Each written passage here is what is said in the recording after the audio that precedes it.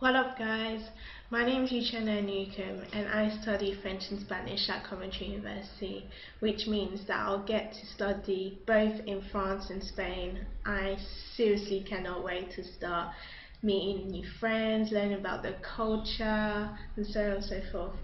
So you guys will be lucky to see what I do in both countries and how I'm living, how I'm coping, and in the same time I'll be giving you advice on what to do so that you can enjoy your experience as much as you can and prepare yourself if you do get to go on your year abroad, maybe next year, in a year's time, or in 2 years' time, however you want to do it.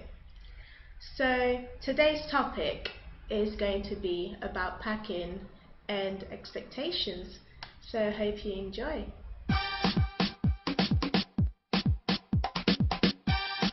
I'm sure that you guys have already sorted out the main important things you need to do before you go a year abroad. And important things, I mean, like you found an accommodation, you sorted out your financial situations, and just make sure everything is ready so you can actually be more stress-free when you arrive there. So now we're going to get to the nitty-gritty of things, which is packing. I'm sure you agree with me when I say that packing is one of the most annoying things you can do before you travel anywhere. But let me tell you something, packing for your year abroad is even worse than packing for going to university, because if you forget something, then you're pretty much screwed. Especially if it's something important that you really do need before you start uni, or if you start working, depends on what you're doing. So as I'm already in France, I will tell you about my packing experience and what I'd done to make sure I was prepared to travel abroad. So first of all, I did a list. I'm going to be honest with you, I am someone who's quite unorganized, so making a list has actually saved my life, just because I made sure I didn't forget anything. I made sure I knew I was taking, especially documents that you really do need. That is the most important thing, and obviously clothes and so on and so forth. But yeah, I also did a little bit of homework, because in France I'm going to be spending 5 months here. So I made sure that I would take a lot of warm clothes, just because I knew during the winter in Grenoble it is going to be very cold, especially I'm surrounded by mountains. So I made sure I got that ready. I got warm clothes, I even got my onesie, I got warm jacket, scarves, everything is in my suitcase. What else did I do?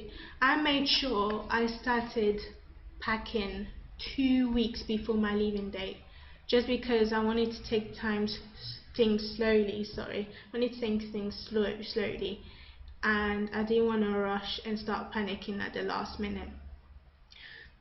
Document wise, I would say, even if your passport is expiring in the middle of your year abroad, I would say get it valid for the whole year abroad, because you don't want any complications and start worrying about doing another passport, and yeah, when you have other things to worry about. Also, what I would suggest is to get an EHIC card, EHIC card as you call it. It looks like this, and it kind of is like your medical insurance. So if anything does happen to you and you're abroad, you just show this and you'll be sorted out pretty much. I think it's for free, I'm not too sure. What else is there? Yeah, I think that's pretty much document wise. Now packing wise, I have some packing tips. I basically knew I was going to take a lot of clothes, especially I started my summer in France, so I knew I was going to take a lot of summer clothes, and obviously for the winter I took winter clothes, so I bought 2 suitcases with me. But I decided to, instead of folding it the traditional way, I decided